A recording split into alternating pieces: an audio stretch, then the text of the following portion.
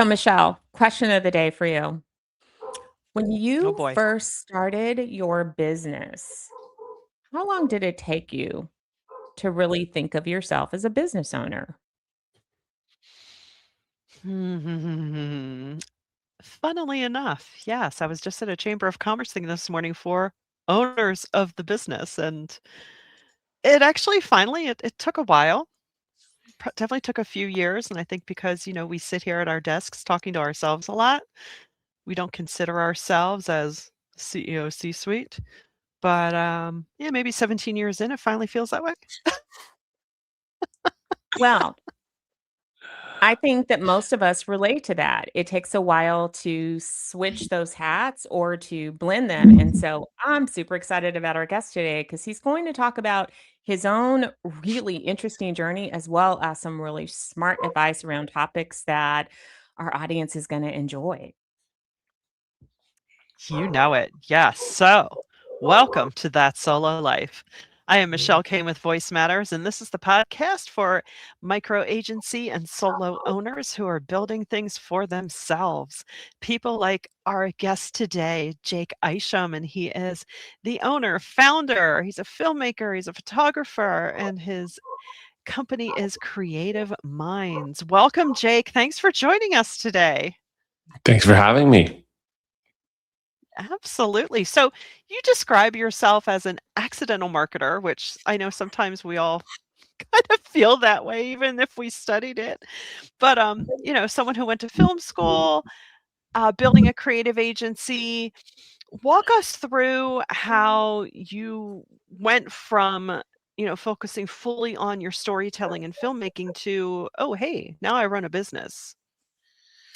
Again, I mean, just like you said in the intro, it was definitely not an overnight thing. So yeah, went to film school, even did a semester of grad school of, and realized I was just going to spend 2.5 years what I just spent 4 years doing. So I was like, okay, Yeah. I just spent Yeah. 4 years doing this. I don't need to do Yeah. this, which left me in a Right. very interesting kind of situation. I was kind of like, okay, what do I do next? And I'm very fortunate that both my parents are artists, where the idea of Mm. like, go get a job was never really in their vocabulary. Like, which Mm. is a massive pro, but also kind of an interesting con because it was very much okay. You want to direct films? Well, go figure it out. Go, Yeah. go, go, go, go. I'm like, huh. And so I personally struggled always to find a mentor. I never had a mentor, you know, Oh, and wow. I've had, you could say mentors a little bit. Like my father is definitely like, I've taken bits of wisdom from people, but I've not like Sure. had a mentor. So it's very Yeah. much been an Right. interesting journey of trying to figure it out myself. And where again, I was kind of like scraping by for work and doing kind of anything. My father's advice, kind of post school and into this, was based off of his own journey, which he came up as a trumpet player, and Yeah. he would take any job that kept a trumpet in his hand. So he would play Oh, Chinese funerals in the streets of San Francisco. He would play in the orchestra. He would play in the Holiday Inn band, on Friday nights. yeah. Anything that a lot that got him a paycheck that kept a trumpet in his hand, compared to a buddy of his who drove a cab during the day and would only play jazz music at night. He's like, I'm a jazz musician. I only play jazz, which Yeah. neither is right nor wrong. It Right. was just the career my dad had. He attributed it tremendously to being able to get basically paid to practice. Yeah. And so Yeah. it was that was a core lesson of mine early on, which was just like keep a camera in my hand. And which is kind of, it led to more freelancing. And then I looked at the individuals that I really admired who were not starving artists Mhm. and who were able to escape it, who kind of escaped that net and that trap. Yeah. And so many of them had the mindset of entrepreneurship. and we're Yeah. business owners. And that's when I kind of went, oh, I kind of need to start an agency. And then thus at like 25, I had to basically now teach myself business, which I had never learned before. Right. Yeah. I love your dad's mindset. Keep a trumpet in my hands. That's fabulous. And just to sidetrack a tiny bit, I even when you started, even though you, of course, clearly you started in the era of, everyone's online and social media. I don't know. Recently, I've noticed on Threads, Spike Lee is out there openly contacting young creatives willing to give Oh, them his time. And I'm thinking, can we go all the back? time. I mean, Timbaland, the musician, Yeah. legendary producer, is Yeah. on live stream taking up young artists and critiquing songs and Love it. making beats on live. Like, it's a fascinating space we're Yeah. in now. Like you have, I mean, right now, especially in the film industry, like Yeah. you can just make things and right now it's the two trending things are the movies Obsession and Backrooms, Yeah. both made by Curry Baker, who's 25, 26 years old, Mm. and Kane Parsons, who's 20 years old. Both movies have grossed over $150 million, and both started off just making videos on YouTube, and then they Fabulous. got but then they just got again Yeah. Just doing paid to it. practice. They were making brand deals, they were making videos online, but they just put in the work. Mm, Yeah. mhm. I love that. I, you know, talking about your lens, which is, unique and it really is a differentiator for you. You are a filmmaker and, use those filmmaker and storyteller instincts in your Mm. marketing. These days, everybody claims to tell a story, but, it's the thing, tell a story. Some do, some do not. But I'd love to know how your unique lens, how does that change the work you do for clients? So I mean, I guess I have two parts to that answer. One was just on the storytelling itself, which is I look at storytelling in two perspectives because you have one, which is you could say the obvious, like, oh, tell a story. Well, when I was, the story of my dad that I was just telling you about playing trumpet, right? That's a story, Mhm. which is I think a lot of like it, the storytelling aspect gets muddled up between that concept and the ability to tell a story, which is beginning, middle, and end, Yeah. conflict resolution, build up, set up, payoff, right? Like that's an art of storytelling and brand building. Is you look at there's a very famous story, I don't know what you would call him, but he basically wrote the book of breaking down storytelling. His name Mhm. is Joseph Campbell, and he talks about Oh, what's yeah. called the hero's journey. Mhm. And so it's all of these steps that a hero goes through. Came from the Odyssey, Mhm. and Homer writing the Iliad and the Odyssey, and it is kind of, you could say, the Bible for every epic movie that we've ever seen and every epic story. Star Wars to Harry Potter, Lord of the Rings, like it's all the same formula and it's based off of the hero's journey. And so one of the things when you're building that personal brand, it's understanding those elements. Who is your enemy? Who are your allies? What are you standing up for? What are you standing against? Like it's all of those elements, not just, hey, when I was a kid, back in 1993, blah blah blah blah blah. Like, and so Right. I think that's that aspect of storytelling that is not overtly spoken about or thought about as much. Right. Right. So Now, true. that's the long-winded thing that I wanted just to say about, which did not answer your question in the slightest. It's okay.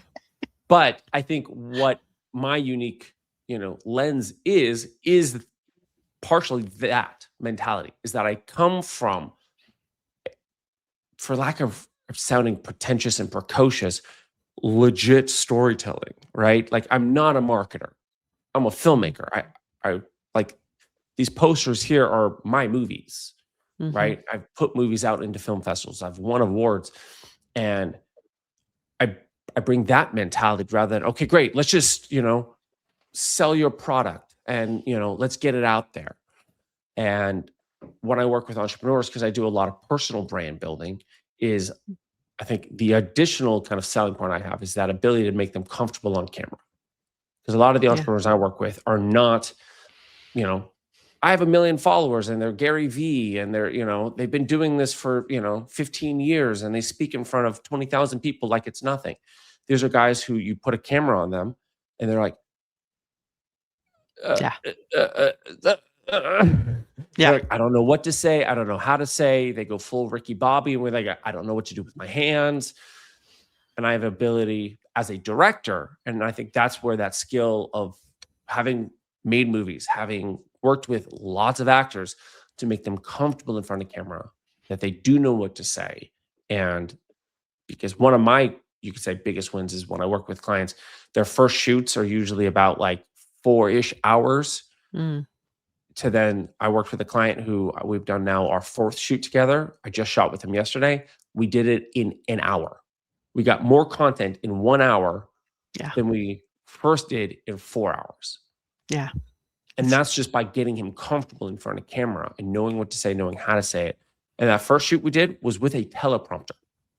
And it took 4 hours. And this first time, now we did in 1 hour with no teleprompter off the top of the head. And he crushed it. Yeah. And honestly, that's a talent that you also bring to your podcast, right? And you're sort of Appreciate it. developing a signature model for this, right? Where the format itself becomes part of the brand story. You're out on the golf course, you're in their house of worship. What Uh, how did you get to that? What was your thinking behind that? And what type of client is that right for? Is it right for everyone?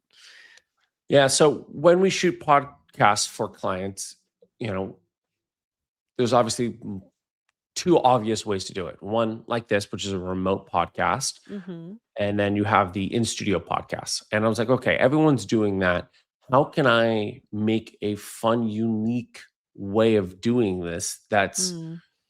filmmakery, that's very, that's beholden to us and my company and like that mentality that I try to bring to my agency. And we basically came up with this kind of signature series model, which is, let's take a hobby or an interest of yours and Mm. let's create this series where it's a talk show, it is a podcast, but it's out in the world and it's out doing something you love in an environment that you enjoy and allowing you to have that interview, have that conversation, but not just sitting at a studio or sitting via Zoom. Mhm. And so Yeah. Yeah. who is it right for? That was your second follow-up question to into that. No, it's okay. It's It's all right. it's I mean, to an entrepreneur who is really focusing on building their personal brand, wanting to use this Mhm. to leverage relationships. I'm a big proponent of podcasting as a great networking tool. I think it is one of the Mhm. best most underutilized networking tool. People think about like podcasts primarily, obviously the long form, but like so many people are leveraging it for the clips, right? Let me get on podcast so I get all the Mhm. clips for social, which is great.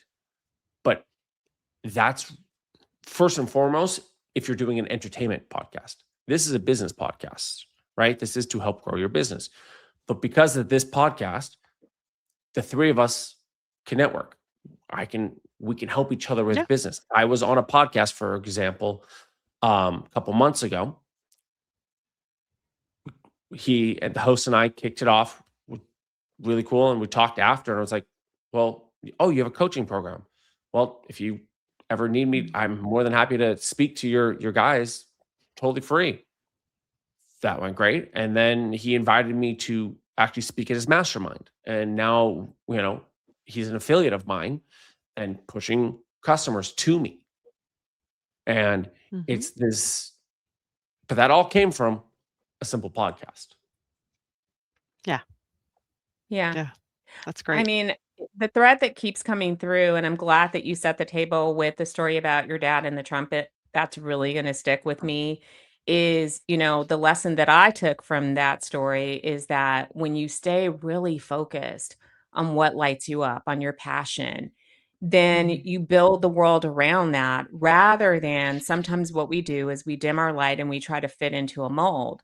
You haven't done that either. You have made sure to keep your passion the core, the thing that lights you up, which means Yeah. work never feels old. And so everything that you do, every thread is centered around what really drives you, including your podcast method and what you're pulling out of guests. You're showing them how they can leverage those things that light them up, their hobbies, the things that really bring them joy, and leverage that and build business around that. So I love that focus and that internal compass that you have. I think a lot of our audience will be able to relate to that because you know, communicators and creatives, we're not monoliths.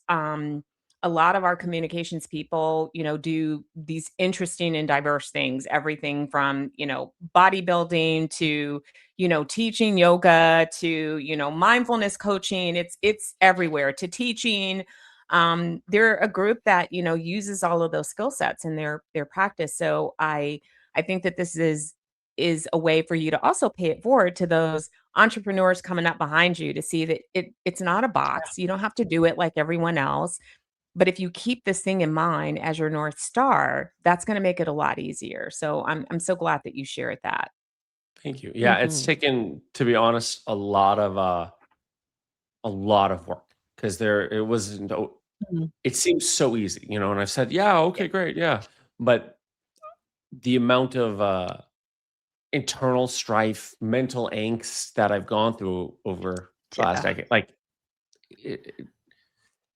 and I still, there are still parts that I go through that, days that I'm like, this sucks, like, and like that I've never, like, I've not always had the North Star. Like I go back Right. to it. Sometimes I lose the light a little bit and I'm like going this direction and I'm like, okay, wait, hold on. Got to come back, Yep. focus again.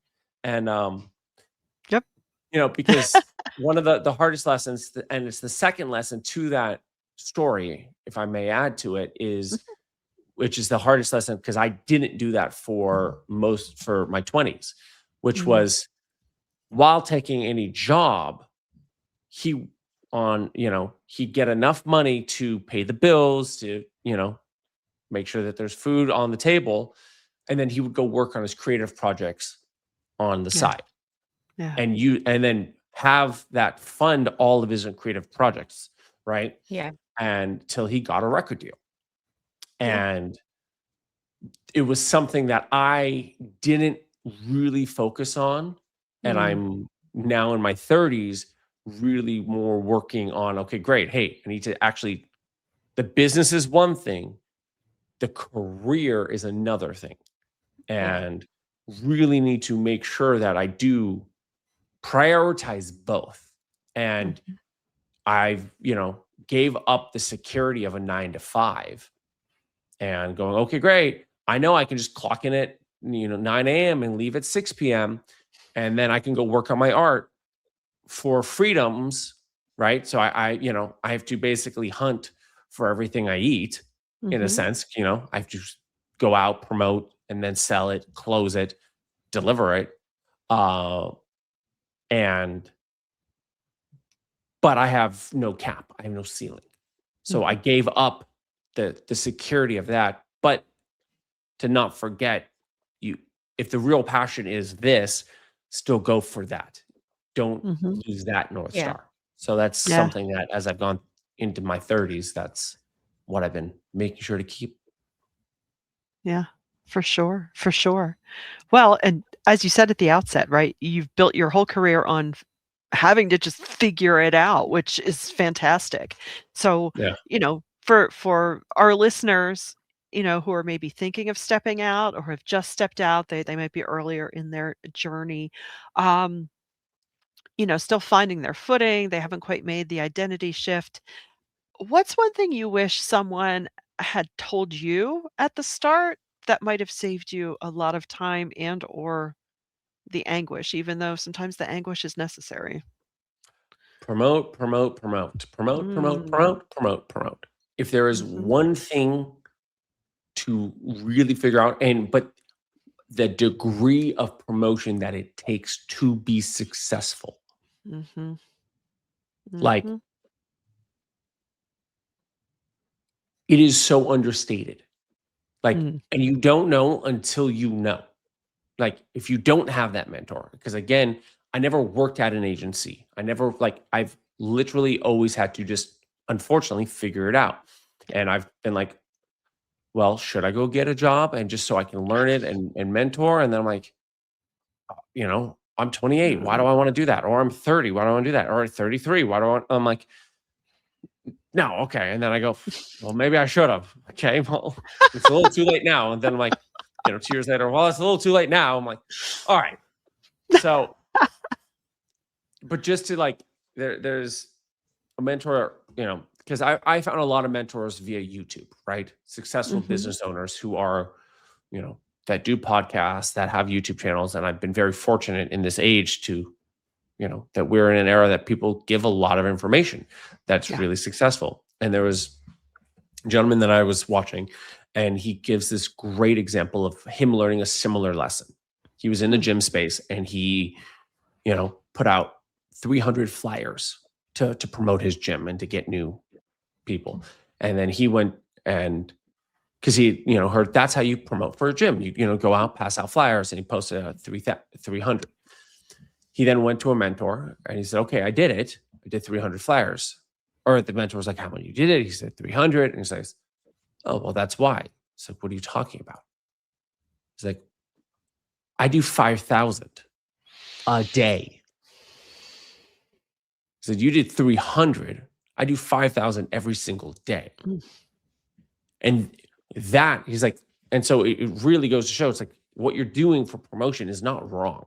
Whatever the promote, like cold email, social media, cold calling, whatever marketing you're doing, it's not wrong.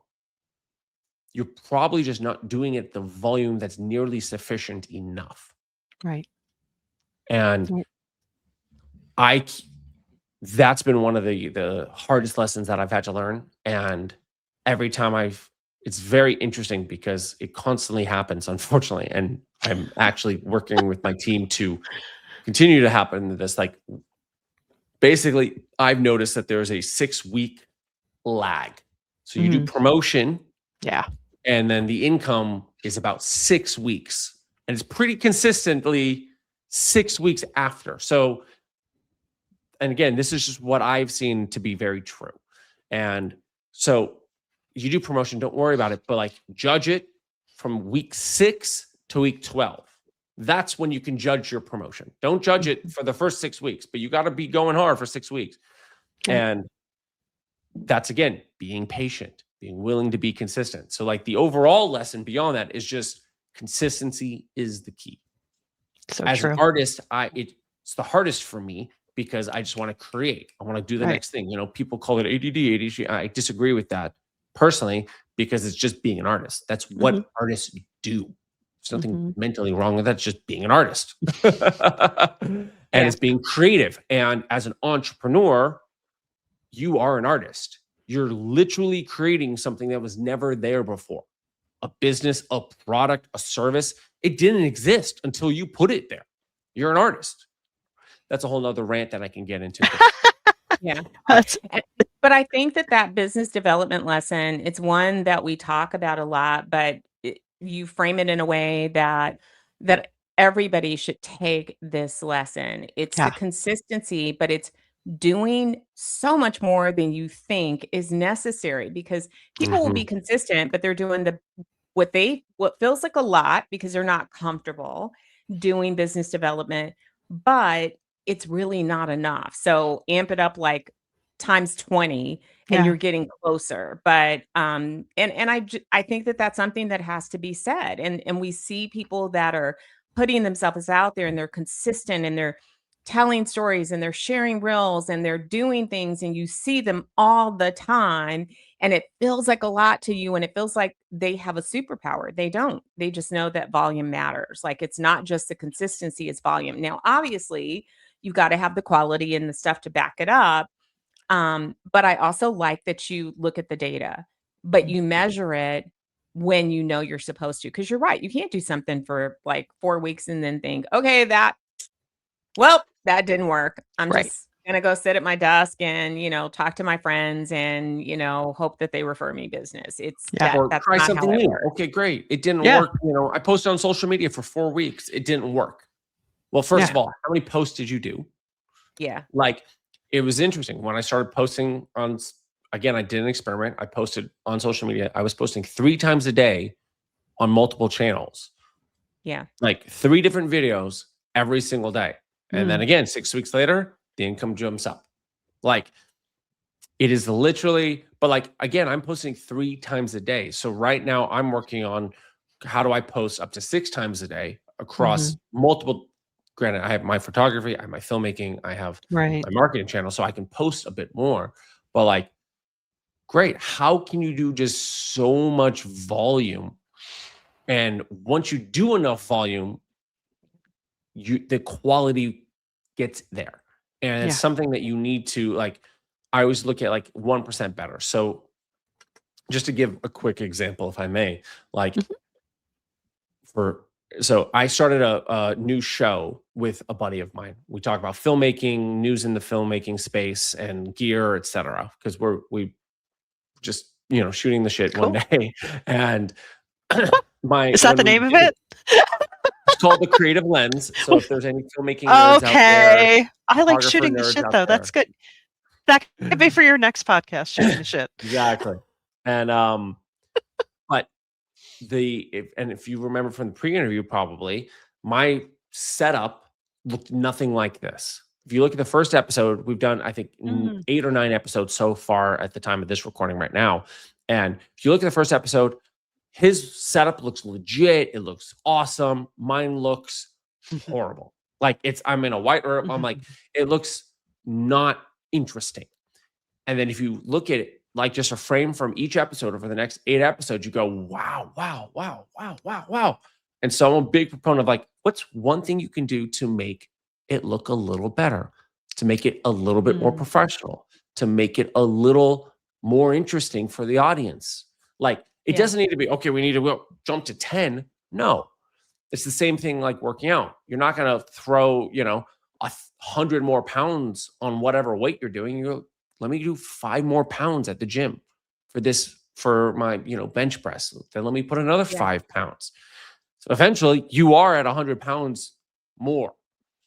But it really just takes the discipline of let me just get a little better, a little better.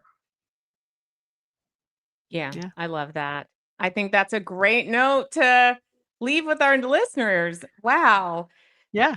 Oh, For sure, for sure. So, how can our listeners connect with you? Do you prefer LinkedIn? Hit us up. Tell us where they can find you online. Totally. LinkedIn is great. Search my name.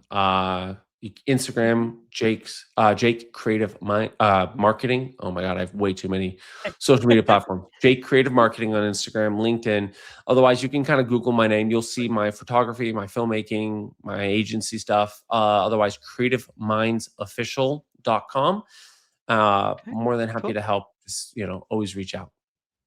and don't worry, listeners, we will, of course, Fabulous. have all this in the show notes for you, as Yep. always, so that you can connect with Jake. And we know for a fact that we have filmmakers in our audience. So we have photographers in our audience. And so I know that this is probably really good for you, that you're really excited about this. I know somebody specifically that went to my alma mater and went to film school there. So this one's for you. So, yeah. Wow. And we thank you so much for being here, Jake. And to our listeners, thanks for listening. If you got something out of this, and of course you did, please share it around. Hit us up at soloprpro.com. And of course, our podcasts are all available at thatsololife.com. And until next time, thanks for listening.